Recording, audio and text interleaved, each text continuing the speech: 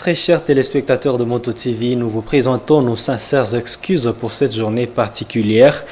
Eh bien, voici votre édition du journal avec au sommaire. Ce 6 janvier, au camp Kokolo à Kinshasa, le général de l'armée, Christian Thio et Songesha a remis le bâton de commandement des FARDC au lieutenant-général Jules Banza Mouilambwe lors d'une cérémonie présidée par le chef de l'État Félix Tshisekedi. Le général sortant a appelé à la discipline et à la collaboration pour relever les défis sécuritaires persistants. Le nouveau chef d'état-major général a reçu l'étendard des FARDC marquant les débuts de son mandat sous les exhortations présidentielles à l'honneur et à la responsabilité. Depuis samedi, le centre du territoire de Massissi, situé à 80 km à l'ouest de Goma, est sous le contrôle des rebelles du M23, provoquant une situation alarmante ou des dégâts matériels importants selon la société civile locale. Les FARDC appuyés par les résistants Ouazalendo intensifient les efforts pour contrer l'ennemi alors que les rebelles multiplient leurs fronts dans les territoires de Lubero, Massissi et Rutshuru. La société civile appelle le gouvernement à agir avec fermeté pour mettre fin à cette guerre qui continue de frapper durement le Nord Kivu. Mesdames, Messieurs, voici quelques titres. Restez avec nous pour l'intégralité de ce journal. Et cette information pour ouvrir ce journal, le chef d'état-major général Christian Thio et Songesha a officiellement remis ce lundi 6 janvier le bâton des commandements des FARDC à son successeur, le lieutenant général Jules Banza Mouilambwe, lors d'une cérémonie solennelle au camp Kokolo à Kinshasa, présidée par le chef de l'État Félix Tshisekedi. Cette passation a été marquée par des appels à la discipline, à la loyauté et à la collaboration avec la population. Pour relever les défis sécuritaires, le nouveau chef d'état-major général a prêté serment et a reçu l'étendard des FARDC, symbole de ses nouvelles responsabilités, comme nous dit ici Delphin Voya dans ce récit. Dans son allocution, le général sortant Christian Chiwewe a exprimé sa gratitude au président de la République pour sa nomination à la tête des FARDC en 2022 et pour sa nouvelle fonction en tant que conseiller militaire du chef de l'État. Reconnaissant les défis persistants, notamment les sécurités dans l'Est de la RDC, il a encouragé son successeur et son équipe à travailler en étroite collaboration avec la population et a rappelé aux militaires l'importance de la discipline et de la loyauté. Votre succès dépendra non seulement de votre sens élevé de loyauté, des sacrifices pour la continuité du commandement, mais aussi de votre étroite collaboration avec une population qui n'aspire qu'à la paix et au développement. Congolaise, je ne saurais clore mon propos sans pour autant solliciter de votre suprême autorité le privilège d'appeler tous les vaillants militaires des forces armées de la République démocratique du Congo à appuyer l'action de mon successeur et observer scrupuleusement le respect de la voie hiérarchique et la discipline qui est notre cheval de bataille. De son côté, le président Félix Tshisekedi a remis l'étendard au lieutenant-général Jules Banza Mouilambwe, l'exhortant à faire preuve des responsabilités des sources de l'honneur dans ses nouvelles fonctions.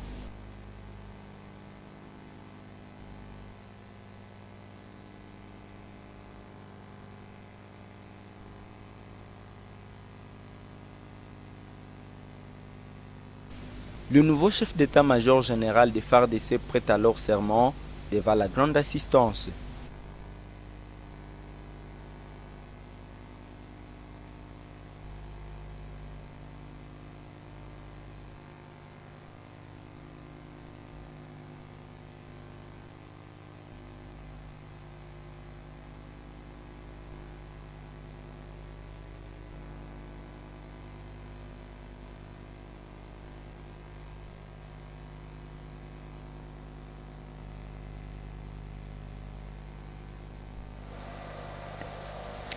Mesdames, Messieurs, désolé pour ces petits désagréments techniques et nous revenons à Butembo où une campagne de collecte des fonds et des vivres est en cours depuis le week-end dernier. Elle est organisée par la synergie des mouvements des jeunes de la ville pour soutenir les forces armées de la RDC et les patriotes ouazalendo engagés dans la lutte contre les M23. Ces jeunes sensibilisent la population pour recueillir des dons en nature ou en argent en vue de renforcer les efforts sur le front. Reportage Luciana Mousseviroa et Léandrine Maloulé. Ce lundi, au repos VGH, plusieurs associations de jeunes se sont réunies pour le 3e jour consécutif afin de centraliser les dons. La mobilisation a débuté par une séance de sensibilisation.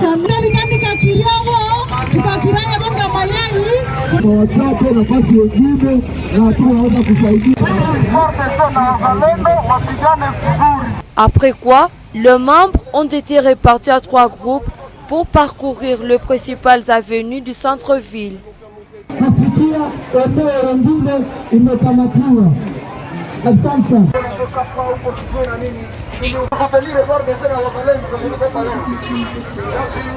Selon Frank Mukendi, porte-parole de la synergie, cette campagne vise à montrer la solidarité de la population envers les troupes au front qui défendent la région contre les incursions des ennemis. Il a exhorté les habitants à poursuivre leur soutien moral et matériel pour ces jeunes patriotes. Aujourd'hui, nous savons que ces gars-là ont besoin surtout de la nourriture. La nourriture, c'est l'élément primordial pour les Ouazalem. Et donc, par rapport à ça, il fallait connaître un effort de la nourriture. Parce que c'est ce qui est le besoin majeur dans l'île. Les contributions recueillies seront transportées dans les territoires des Lubero où les combattants recevront les dons. Le bien récolté sera remis officiellement le 16 janvier lors d'une cérémonie qui devra impliquer toute la communauté. Dans les mêmes cadres, la société civile de la ville de Beni a remis samedi 4 janvier des vivres aux soldats FARDC engagés dans les opérations contre les rebelles de M23, soutenus par les Rwandais dans les territoires de Lubero. Selon cette structure, ce don constitue un signe d'amour et de patriotisme destiné à renforcer la collaboration civilo-militaire, comme nous rapporte ici mon Mpenzi Mazekele dans ce récit. Ces vivres ont été réceptionnés par les commandants des opérations du Front Nord, le général Bruno Mandevou à Lubero Centre, à environ 50 km des lignes de front. Riz, biscuits, bouteilles d'eau ont constitué les 2 tonnes de nourriture qui ont été remises aux militaires par la société civile de Beni. Selon Pépin Kavota, son président, ces biens ont été collectés auprès de la population de la ville de Beni et ses environs au cours d'une campagne lancée en décembre 2024 par cette structure citoyenne. Selon le président de la coordination urbaine de la société civile de Beni, cette action vise à encourager les FARDC qui se battent dans le territoire de Lubero pour défendre l'intégrité du territoire national. Nous pensons que notre patrie a des pans et nous devons soutenir notre armée. C'est pour ça que ces petits gestes venant de la ville de Beni est orienté juste au commandement des opérations. Les commandants des opérations du Front Nord de l'armée, le général Bruno Mandevou, a salué l'initiative de la société civile de la ville de Beni. Il a également lancé un message à la population de collaborer avec l'armée pour vaincre cette guerre. Des combats entre les rebelles du M23 et les FARDC se poursuivent dans le territoire de Lubero depuis décembre 2024 en violation du cessez-le-feu convenu par le Rwanda et la RDC sous l'égide de l'Angola. Ces affrontements provoquent des déplacements de population. De retour à Butembo, nous allons vous dire que des bandits ont opéré le week-end dernier en cellule Londo du quartier de l'évêché. Après avoir pillé des biens dans la parcelle du nommé Vaisiriria Alain, ces inciviques ont mis du feu sur la maison de la victime. 2 personnes ont perdu la vie calcinées dans cette maison. Kraskaniki nous a fait le point dans ce reportage.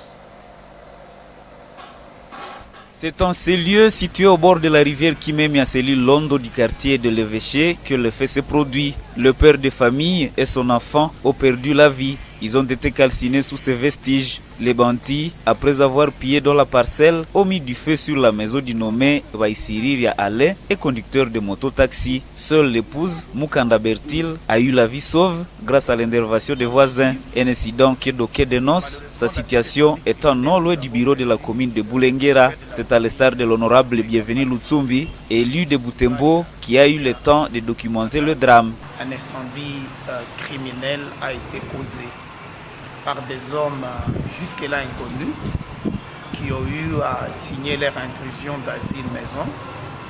Et il se révèle que selon les témoignages d'un enfant rescapé dans cette famille, parce qu'il y a eu un enfant, lui, qui loge la partie de la cuisine qui n'a pas été touchée par l'incendie, il y aurait des gens qui menaçaient les pères de la famille, le nommé Kambale Mapendo Kaisiviria Alain, âgé de 29 ans.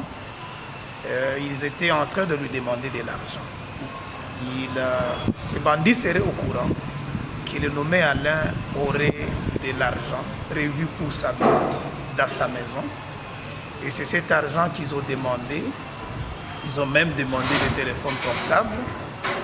Et après, ils auraient mis du feu avec de l'essence sur la maison. Ces députés provinciaux demandent aux services de sécurité de prendre leurs responsabilités pour sécuriser les habitants de la commune de Boulenguera qui reste actuellement un terrain où des bandits opèrent au jour le jour. Il y a donc ici lieu d'appeler les services à devoir renforcer les mesures sécuritaires. Mais pour ces cas d'incendie criminel, nous estimons que les enquêtes doivent être menées parce que les échanges que les victimes ont eus avec les bandits, les criminels, prouveraient qu'il y aurait des liens. Ce sont des gens qui se connaissent bien et on doit mener des enquêtes déjà à partir des services qui sont déjà outillés à cela. Je sais qu'on peut arriver à aller démanteler ces réseaux de gens qui ont causé cet incident criminel au niveau du quartier de Péchan, Cyril Londo. Ce fait remonte dans la nuit du samedi 5 janvier. Les deux victimes ont été mises en terre. C'est dimanche 6 janvier, alors que la rescapée Mukanda Bertil poursuit les soins à l'hôpital de Matanda. Le territoire de Massissi est envahi par les rebelles du M23 depuis le week-end dernier. Massissi se situe à 80 km à l'ouest des Goma. Ces rebelles ont pris Massissi Centre à l'après-midi de samedi, rapporte la société civile locale qui signale des dégâts matériels énormes au bureau administratif de ce territoire. Isabelle Wangaïmouka l'a contacté. Suivez ce récit. C'est depuis samedi que le centre de Massissi est sous tension, occupé par les envahisseurs rwandais du M23. La société civile locale rapporte une situation alarmante mettant à débandade la population locale. La population est prise en otage par l'ennemi au niveau du chef-lieu. Une population qui subit des mesures liberticides imposées par l'ennemi. Il y a aussi une population qui s'est déplacée vers différentes destinations, aussi dont le sort n'est pas connu. Donc il y a aussi cette sorte de catastrophe humanitaire dans la région. La population meurt sous toutes les formes. Et que les FARDC sont prépositionnés, en tout cas ils se organisent avec l'appui de Wazalendo et que tout peut arriver à tout moment. Je vous ai parlé d'ailleurs des affrontements sur l'axe Ngungu. Ça voudrait dire que l'armée est les VDP, communément appelés Wazalendo, sont mobilisés sur différents axes pour barrer route à l'ennemi ou à sa barbarie. Les militaires FARDC sont visibles dans la région et prennent des dispositions nécessaires pour barrer la route à l'ennemi, dit le rapporteur général de la société civile de Massissi. Cependant, cette structure appelle le gouvernement à dépasser ses limites pour éradiquer complètement la guerre du M23 qui endeuille la province du Nord Kivu. Pour notre gouvernement, à travers ces instruments spécialisés, de repenser toutes les stratégies possibles, d'abord à l'interne, de mobiliser tous les systèmes de défense, ainsi alors la diplomatie, parce que la diplomatie a montré ses limites à travers tous les mécanismes. il faudra aussi que tous les Congolais acceptent de faire divergence, toutes tendances confondues, que ce soit majorité au pouvoir, opposition et toutes les forces vives au niveau de la société civile, c'est-à-dire toute la population, qui doit faire ces divergences. Frappé par les militaires FARDC, appuyé par les résistants Wazalendo sur les fronts dans le sud de Lubero, les rebelles rwandais du M23 font diversion en ouvrant plusieurs fronts, notamment dans les territoires de Lubero, Rutshuru et Massissi. Journée mondiale des orphelins de guerre ce 5 janvier en ville de Butembo. Cette initiative a été célébrée en encourageant les efforts d'intégration sociale menés par les associations et les particuliers. À Butembo, la majorité des orphelins pris en charge proviennent des territoires de Beni et Lubero, frappés par une insécurité persistante selon l'intégration sociale pour la promotion de nécessité ISPRON en sigle. Malgré les initiatives locales, ces enfants continuent de faire face à de nombreux défis, notamment le manque des ressources et des soutiens durables, souligne cette organisation. Suivez ici des détails dans ce reportage de Mirembe Chitarite. Lors d'une rencontre dans ce bureau, la secrétaire permanente de l'intégration sociale pour la promotion des nécessités, ISPRON, a expliqué que les enfants orphelins accueillis dans son organisation proviennent principalement des zones en crise des provinces du Nord Kivu et de l'Ituri. Ces régions sont caractérisées par des violences graves et répétées, entraînant des massacres et des déplacements massifs. Selon l'approche adaptée à la situation, l'ISPRON décide alors de placer les enfants orphelins qu'elles accueillent dans des familles volontaires. Cela après s'être assuré qu'elles leur offriront des soins et un encadrement comme à leurs propres enfants. Ils sont accueillis d'abord chez Maman ISPRON. C'est elle qui les dispatche dans des familles. Nous faisons des suivis si l'enfant est bien traité dans la famille qui l'a sollicité. Si nous constatons le contraire, nous récupérons l'enfant pour l'amener ailleurs. Il convient de rappeler que Butembo demeure un refuge pour les nombreuses victimes des conflits armés dans l'est de la République démocratique du Congo. Cependant, la situation économique précaire des déplacés et des orphelins rend leur intégration sociale difficile, les laissant souvent dépendants des dons de personnes de bonne volonté. Et bouclons cette édition par cette nouvelle. La Caritas Développement Butembo Beni et le Bureau diocésain des œuvres médicales Bedom en sigle ont officiellement lancé ce lundi 6 janvier leur nouvelle année de travail lors d'une messe d'action de grâce célébrée à la chapelle du Bedom à l'évêché. Cette cérémonie a été l'occasion de rendre hommage au travail accompli et de renouveler l'engagement envers les démunis et vulnérables. Le père provincial des Augustins de l'Assomption, qui a célébré cette messe, a exhorté les agents de ces deux organisations à faire de leur mission une expression concrète d'amour en action. Gérard Mourefou nous a fait le point dans ce reportage. Les activités ont débuté à 9h30 dans la chapelle du bureau diocésain des œuvres médicales Bedom en présence des agents de cette structure et ceux de la Caritas Développement Butembo Beni. La messe, présidée par le Vera Père Jean-Paul Moussangania, délégué par l'évêque Monseigneur Sikoulipaloukou Melchisedek, a permis aux participants de remercier Dieu pour l'année écoulée et de confier la nouvelle. Dans son homélie, le Père supérieur provincial des Augustins de l'Assomption en province d'Afrique a souligné que le service de la Caritas et du Bedom doivent apporter soulagement et espoir aux plus vulnérables, les invitant à vivre un amour en action. Ce que vous faites au sein de ces diocèses est inestimable. Et les effets multiplicateurs sont visibles. Mais quand on a beaucoup d'amour dans le cœur, qu'est-ce qui arrive? Le cœur s'élargit. C'est comme l'élastique, n'est-ce pas? Le cœur ne craque jamais. Voilà pourquoi l'amour en action s'appelle charité. Une fois vous êtes charitable, tout s'illumine autour de vous. Et une fois au sein cette grande fragilité, alors au vu de Dieu, et qu'au vu de Dieu, alors le cœur est lui-même transformé. À cette ouverture de l'année de travail, les agents se sont rendus au siège de la Caritas Développement Butembo Beni après la messe. Adelar Kahotwa Mukono, coordonnateur de l'institution, a profité de cette occasion pour saluer l'engagement des agents et les encourager à poursuivre leurs efforts en 2025. Il a exprimé le souhait de voir cette dynamique se renforcer au service de la communauté. OS1, promouvoir la Caritas en RDC comme service de la charité à la lumière de la doctrine sociale de l'Église et du mutu proprio intima ecclesia in natura à travers le renforcement de la compréhension et de l'appropriation de l'identité et de la mission de la Caritas par les parties prenantes à différents niveaux.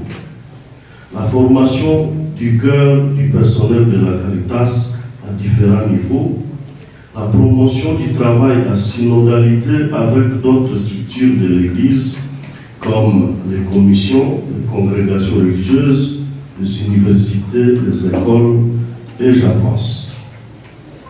OSD, bâtir un réseau Caritas fort, viable et agile en RDC, à se fondant sur les normes de gestion de la Caritas internationaliste. La Caritas et le BEDOM travaillent conjointement dans le diocèse de Butembo Beni pour fournir des médicaments et accompagner des personnes démunies et vulnérables, consolidant ainsi leur mission d'aider et de solidarité. Mesdames, Messieurs, merci pour votre fidélité à Moto TV. C'est par ici que nous bouclons complètement cette édition du journal et nous vous promettons donc des améliorations dans nos prochaines sessions. Portez-vous bien, au revoir.